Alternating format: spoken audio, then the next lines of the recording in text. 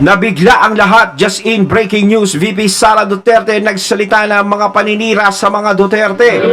Ayan, syempre itong balitang ating matutunghayan ngayon ay nagbula kay Balitang Pinoy TV. At ilalagay natin sa description box ang link ng channel ni Balitang Pinoy TV para maging updated po kayo sa mga balita na kanyang inihahatid sa atin. At syempre ito po ang inyong lingkod na si BT na magbibigay ng reaksyon at komento dito sa video na ating matutunghayan ngayon. At huwag na natin pagtagalin at sabay-sabay na nating panoorin ang laman ng video na hatid sa atin ni Balitang Pinoy TV at bibigyan natin ng reaksyon ng balitang ito. Pasok! I can say any more than kung ano yung nakalagay sa desisyon ng judge noon. Nakalagay doon, she is guilty and convicted of child abuse. Narito ang Balitang Pinoy TV.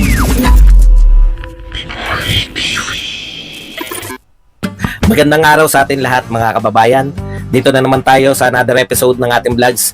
Pag-uusapan natin ngayon, ito po no, na itong patungkol nga dito kay Vice President Inday Sara Duterte na ginulat niya itong si Presidente Bongbong Marcos. Ayan, ginulat niya. Okay? Nagpapamedya na po itong si VP Sara patungkol po dito sa bakit the real reason why itong si Vice President Inday Sara Duterte nagbitiw sa gabinete ni PBBM. So, ang revelasyon po ni VP Sara, ayan, matindi ito. Sobrang matindi. Meron pala tayong hindi nalalaman patungkol po dito sa relasyon ni VP Sara at ni PBBM. Ayan.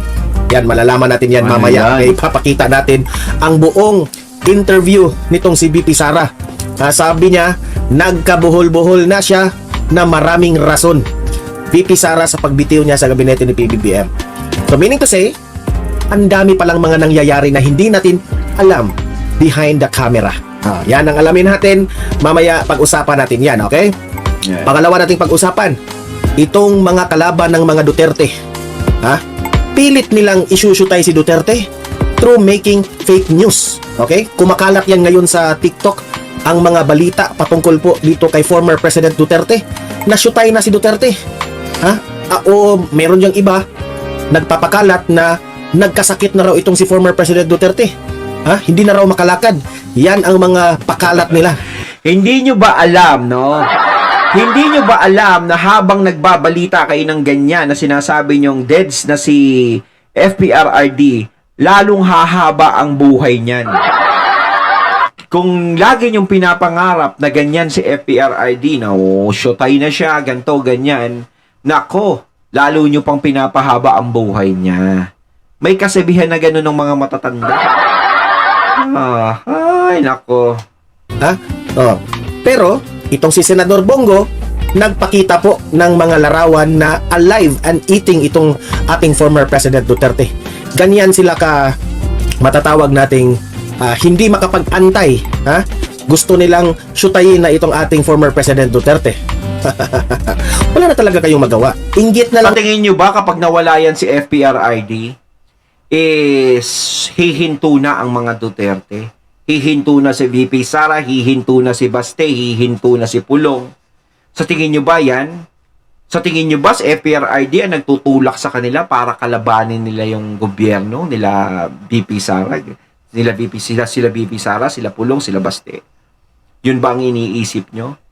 Na kapag nawala si Tatay Digong is matatahimik na, aatras na mga Duterte. Tingin ko, kung mangyari man yung bagay na yun, na wag naman sana, no? Wag pahintulutan. Sa tingin nyo ba, hindi lalong magsisiklab ang mga Duterte? Sa tingin nyo ba, aatras lalo sila dyan? Hindi. Malamang ituloy nila kung ano ang gustong mangyari ni Tatay Digong. Kung gusto ni Tatay Digong na i-continue nyo ang paglilingkod sa bayan, ipagpatuloy nyo, sigurado itutuloy yan ng mga Duterte. Ganun yan. Pero kung sasabihin naman ni FPRRD na umatras na kayo, wala na.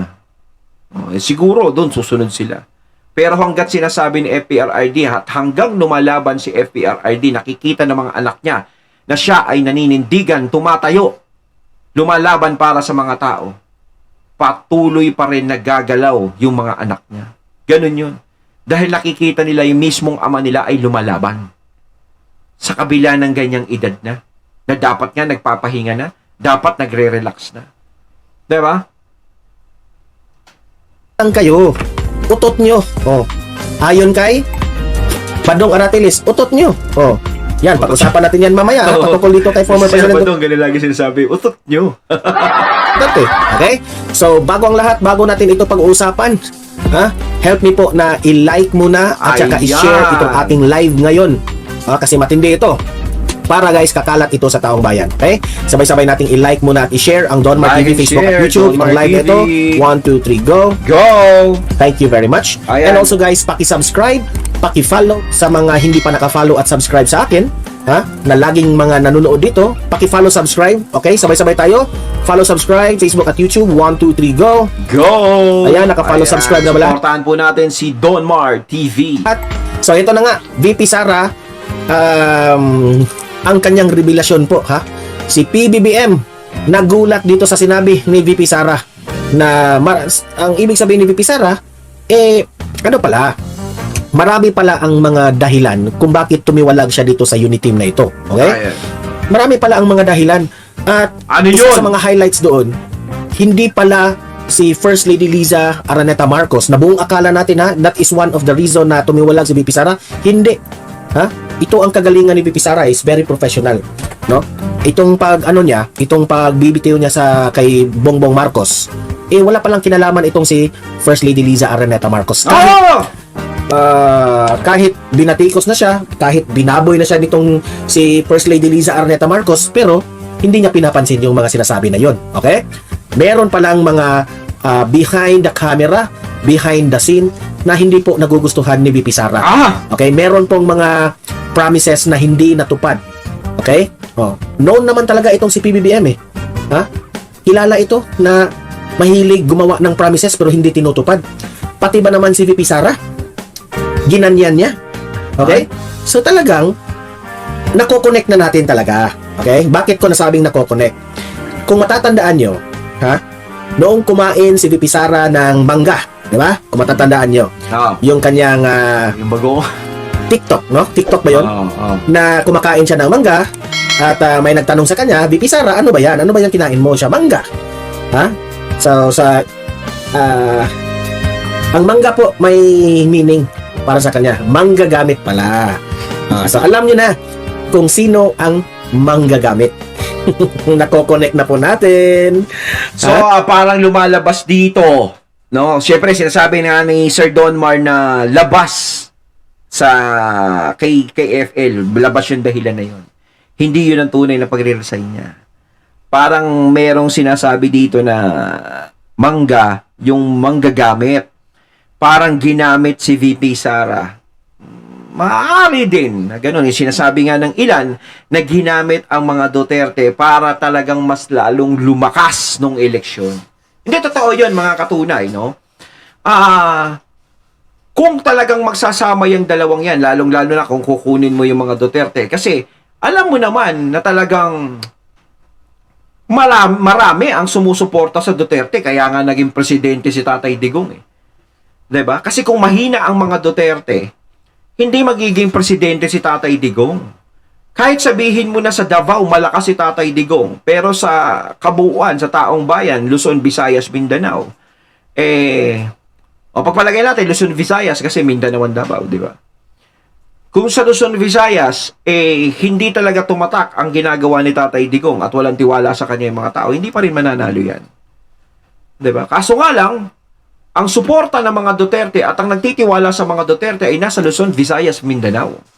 At mga nasa ibang bansa, yung mga OFW natin, kasama din yan sa mga bumoboto, no? Sa mga nagluluklok, sa mga namumuno sa atin dito sa bansa. 'Di ba? Luzon, Visayas, Mindanao at yung mga kababayan nating OFW ang nagtiwala kay FPRRD, kaya siya naging presidente. So, syempre, alam mo na maraming supporter ang mga Duterte. 'Di ba? Kaysa tumandem ka sa iba na hindi naman ganun kalakas ang mga supporter. Kumbaga practical yung ginawa mo Kaya makikitandem ka talaga sa kung sino yung malakas. 'Di ba? Kung sakaling magsama yung boto ko at boto niya, yung mga sumusuporta, malakas talaga. Kaya nga umabot ng almost 30 million yung mga boto nila. Halos magkapareho lang sila.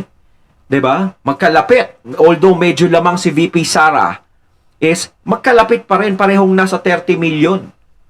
'Di ba? Pareho pa rin. Ang laki nung nagawa nun. Kaya yung sinasabi ng iba na, hindi naman kailangan ng mga Duterte, mananalo naman ng mga Marcos nung eleksyon. Hindi po. 'Di ba? Iba pa rin na nandoon ang power ng Duterte, ang supporter ng Duterte, kasi nakadagdag yun sa pagkapanalo ni PBBM. 'Di ba? At syempre sa pagkapanalo ni VP Sara bilang vice is nakadagdag. Pero para sa akin kasi, kahit si VP Sara lang yon, kung tatakbo siyang vice president, is malaki ang laban niya. 'Di ba malaki ang laban niya eh? Kasi hindi na, pasensya na po sa masasabi ko, no, kung may tatamaan man. Kasi po, mahina naman yung mga kalaban niya nung vice president. 'Di ba? Alam naman natin si VP Sara talaga ang nangingibabaw doon. Hindi katulad dito sa pagka-presidente. Alam naman natin ang kalaban si Leni Robredo. 'Di ba? Alam naman natin na si Leni ang tumalo kay PBBM sa pagiging vice president. 'Di ba? Yun yung pre-event doon eh, na maulit-uli yung pangyayaring yun. 'Di ba? Yung maulit-uli yun na makaungos si Leni. So, kung kukunin si VP Sara bilang Vice President, kung makukuha ang tiwala ng mga Duterte, maaaring lumagpas ka. 'Di ba? Doon sa botong makukuha mo, dahil pati yung mga boto ng Duterte ay makukuha mo din. 'Di ba? Ganun 'yun. Naging sigurista yung mga panahon na 'yon. 'Di ba? Kaya umungos talaga ng ganun kalaki na si Leni talaga hindi na umabot. Kaya ngayon sa susunod na eleksyon, kung tutuusin, kung sakaling maglaban tong dalawa, doon talaga maglalaban, doon talaga malalaman yan eh. Pero syempre si PBBM, pagka bumaba na siya, is hindi na mauulit yung term niya. Isang beses lang ang termino ng presidente. 'Di ba? Ngayon, kung sino i-endorso ng presidente na magiging presidente niya, is dun malalaman kapag naglaban si VP Sara ng presidente at saka yung i-endorso ni PBBM. Dun malalaman kung talagang malakas ba ang mga Marcos sa mga Duterte o mga Duterte malakas sa mga Marcos. 'Di ba? Ganun 'yun. Kaya siguro yung term na mangga parang ganun. Is parang, nagamit kami ron. 'Di ba? Kaya ganito, ganyan. Simula nung naupo na, wala na, 'di ba? Pero ang laki, malaki talaga yung naiambag ng mga Duterte, no, nung eleksyon talaga. Tsaka talagang malaki naman talaga yung naiambag ng mga Duterte para sa mga Marcos. Malaki yung nagawa nilang tulong. 'Di ba? Kaya Apulakay lang, uulit-ulitin natin eh. 'Di ba? Tulong na yun. Isa sa malaking tulong yung pagpapalibing kay Apulakay. 'Di ba? Na walang nakagawa ng kahit sino. 'Di ba? Kahit nga si F. Elisa, hindi niya nagawa ng paraan yun na maipalibing si Apulakay. 'Di ba? Siyempre, ikaw, kamag-anak mo, mga dilawan, alam mong kontra yung mga dilawan kay PBBM, lalong-lalo na sa tatay niya. 'Di ba? Ayaw ipalibing yung tatay niya. Tapos mga dilawan na mga kumokontra. Siyempre, bilang kung kamag-anak mo man yung mga dilaw, pwede mong kausapin yung mga yun. Siyempre, biyenan ko yun, ng mga kahit pa paano. 'Di ba? Wala din naman siyang nagawa. 'Di ba? Sino lang ang may nagawa talaga? Ang mga Duterte talaga. 'Di ba? Ang laki ng naitulong ng mga Duterte sa Marcos. Tapos ito pa ang makukuha ng mga Duterte na hindi naman dapat. 'Di ba? Hindi sila deserve na makakuha ng gantong treatment. Kaya talaga sumimpatya ako sa mga Duterte. 'Di ba? Kasi nakita ko yung nila, yung ginawa nilang effort para sa administrasyon. 'Di ba? Kahit ayaw nga ni Tatay Digong na maging Vice President si VP Sara kay PBBM, is pinayagan ni Tatay Digong para suportahan si PBBM. 'Di ba? Yung effort ni VP Sara ang ginawa, tapos nawalan lang ng saysay. Nako-connect na po natin kung sino yung manggagamit, di ba? Kasi, bakit ba natin masabi na ginamit lang siya? In the first place, si VP Sara po, dati na niyang sinabi na ayaw niyang tumakbo sa national. Okay? Pero, sino naman ang pumunta doon sa Davao? Sino naman ang nagsuyo-suyo kay VP Sara para magtandem sila kay PBBM? Di ba? Si Ivy. Hindi, never ang mga Duterte na Hindi sila lumapit. nag-initiate. Okay? Never silang nag-initiate. At alam po ni kampo ni PBBM na kapag siya'y tumakbong presidente at that time at kakalabanin siya ni VP Sara, wala. It's very obvious na matatalo siya, si PBBM. Wala silang ibang ginawa kundi makipag-alyado na lang kay VP Sara. Oh, yun. At kinonvince pa talaga si VP Sara na maging vice-presidente. Okay? Kung alam Kasi pala, marami din talaga nagpupush kay VP Sara noon ng tumakbo ng presidente. 'Di ba? Marami nagpupush sa kanya. Pinag-iisipan maigi ni VP Sara 'yon. Kaya nga parang nag-withdraw siya, parang vice president na lang siya natin na babuyin itong si VP Sara, no? Gagamitin man lang, sana tumakbo na lang si VP Sara bilang presidente. 'Di ba? Pero ngunit, subalit, si VP Sara po, malaki ang kanyang respeto sa mga Marcos at that time. Malaki ang kanyang respeto po kay PBBM at ni Martin Romualdez at that time. Kaya siya po ay matino na nakipagkaalyado dito sa mga Marcos na ito. Okay? So, ngayon, talagang binuhos na talaga lahat ni VP Sara. Pero kay VP Sara, hindi niya expected siguro yung ganito mangyayari. Hindi niya ini-expect to. Kasi kung expect niya to, ay, alam naman natin, si VP Sara hindi sasama dyan. Kakalabanin niya yan. Kaya nga kakapal ng mga mukha ng yung mga nagsasabi na gustong ibagsak ang administrasyon ng mga Duterte. Yung mga Duterte gustong ibagsak yung administrasyon ngayon. Nakakatawa 'Di ba? Kasi nung una pa lang, kayang-kaya na nilang hindi na paupuin yan. Kung tutuusin. Oo. Si FPRRD presidente nun Nasa kanila ang control, nasa kanila ang bola. Naging patas pa rin sila. At isa pa, is binigyan daan nila si PBBM para maging presidente, sinuportahan pa nila. Diba? So, nasaan doon yung gustong ibagsak ng mga Duterte ang administrasyon? Diba? Tsaka nagsasalita si FPRRD na ayaw niya ng ganun. O kung gusto niya maging presidente yung anak niya, di sa susunod na eleksyon. Ganun yun Hindi sila gumagawa ng mga hakbang na ganun. Kaya yung maisog rally para sa akin is wala namang problema yan kasi hindi naman nanggugulo yan.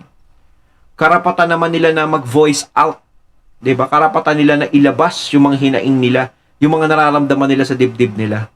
Siguro pinapatigil dahil hindi matiis kung ano yung sinasabi doon. Pero kung ikaw ay handa kang tumanggap ng mga kritiko mo, dapat tanggapin mo 'yon. Para malaman mo yung pagkakamali na nagagawa mo. Kasi yun mismo ang magpapamulat sa iyo Kaya ginagawa yung mga rallying yun para mamulat ka. Hindi para sirain ka. 'Di ba? Para yung mga pagkakamali mo ay itama. 'Di ba? Yun. Yun ang purpose nun. Hindi para pabagsakin ang gobyerno. Minumulat ka lang nila sa pagkakamali mo. Pati yung mga alitap-tap na yan, minumulat ka lang nila na yung mga alitap-tap na yan walang magandang maidudulot sa'yo. Ang lahat-lahat, wala nang plastikan sinabi na niya na marami talagang reason. Nagkabuhol-buhol na nga sa maraming rason.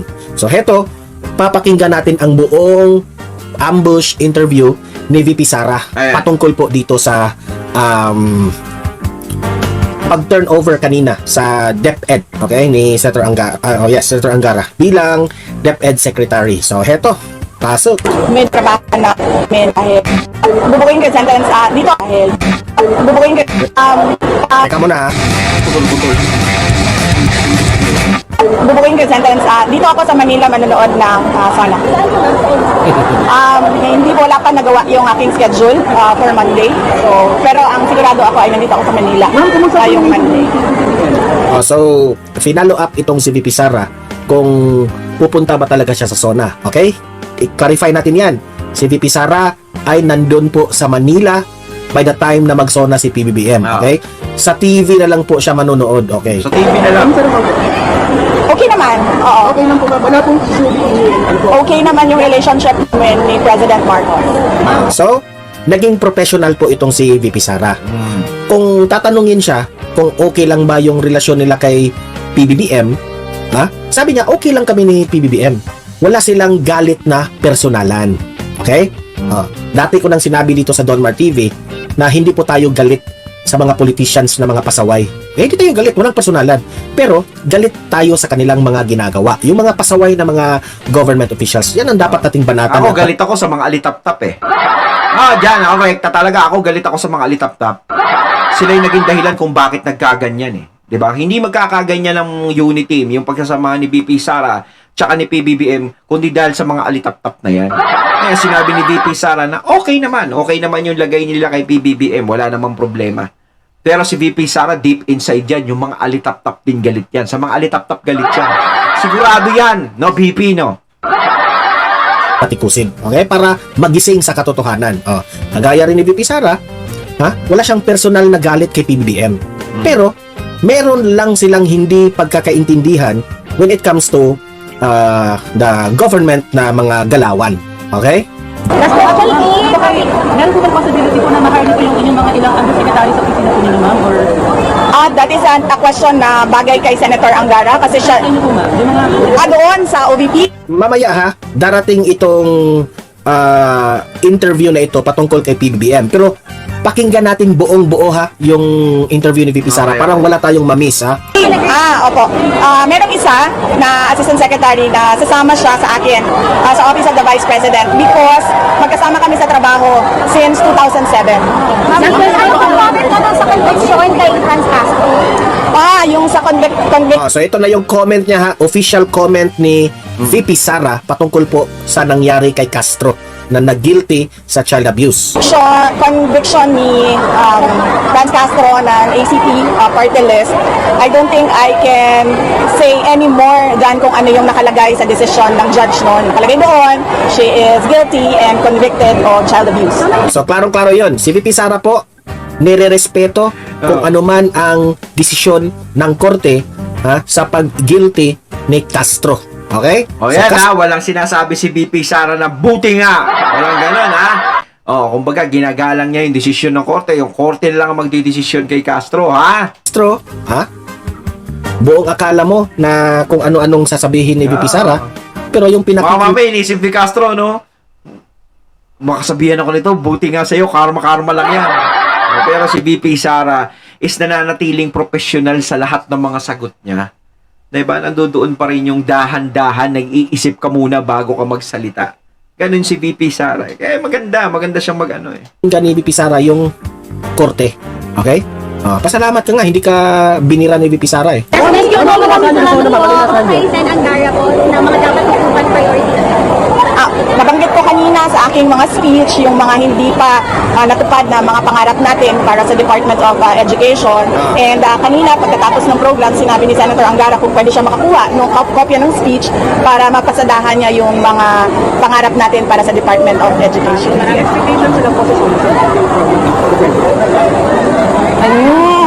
Ma'am, you're saying Kasi, Marami 20 million daw para doon sa Sola ko. kasi para madami silang ma-report sa desk kasi hindi sila pagalitan. ganyan kakulit ang mga mainstream media Parang ng tanong.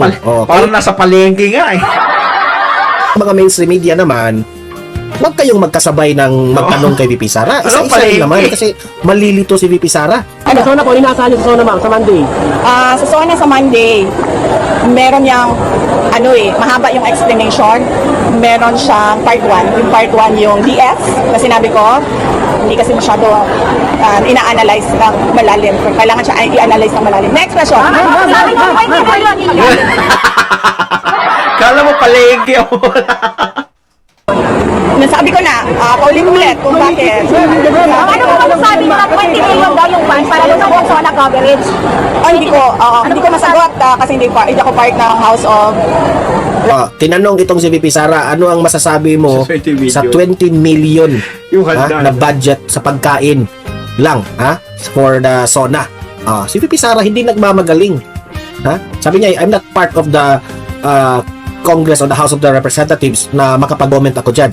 Kung sa iba pa yan, binatikos na yan. Representatives, House of Cards. Ma'am, moving forward na lang po. Ano Sige. pa ang mga tutukan ng Kasi sabi ni VP Sara, wala akong pakialam dyan, bahala sila sa buhay nila. VP po na program. Yes, yes, sir. Asa may tanong po yung lang yung Brigada Eskwela kung mag-ever po ma'am. Wag na po ba kayo? Ay, tapos na, kahapon. Meron po tayong national program sa kick-off ng Brigada Eskwela kahapon sa Municipality of Carmen sa province of Cebu. Ma'am, priority sectors po na tututukan ng OVP moving forward po. Yes, oo, hinahanap natin yung mga underserved na mga areas doon sa iba't ibang satellite offices natin. Siyempre, nandyan pa rin yung para sa kababaihan, para sa kabataan, at para sa LGBT and senior citizens natin. Ang public for after DepEd, ano po yung maasahan ng public for Opo, ang susunod nito ay tututukan namin yung mga existing projects ng Office of the Vice President. Una na doon yung mga satellite offices, yung legacy project ng Office of the Vice President since the time of Vice President De Castro, yung medical and burial assistance, at yung Magnegosyo Taday, yung pagbabago advocacy campaign namin, yung libreng sakay. And ngayon na hindi nahati yung oras ko sa dalawang opisina, iniisip namin na magbibigay kami, yung hindi ko nagawa sa Department of Education na legal assistance for teachers, gusto namin buuhin sa Office of the Vice President na lawyers for teachers naman. Ano naman si approval ratings nyo, no? Ma'am, mataas pa rin yung trust rating mo. Anong sabi mo? Well, hindi naman natin binabasa yung So, ngayon, tinatanong po si VP Sara patungkol po sa kanyang ratings. Ang kanyang approval at ang kanyang trust ratings Ayon, natatay natunghayan ng video na nagbula kay Balitang Pinoy TV. At syempre natunghayan natin ang boses na yon na binigyan natin ng reaksyon na nagbula kay Sir Donmar TV. Ayan si VP Sara talaga is patuloy na talaga siyang nagpapa-interview. No? Ayan yung gustong mangyari nila yung madinig lagi ang sagot ni VP Sara. Kayo mga katunay na masasabi nyo dito, comment lang po kayo sa comment box. So once again, I'm BT and I'm out. Peace.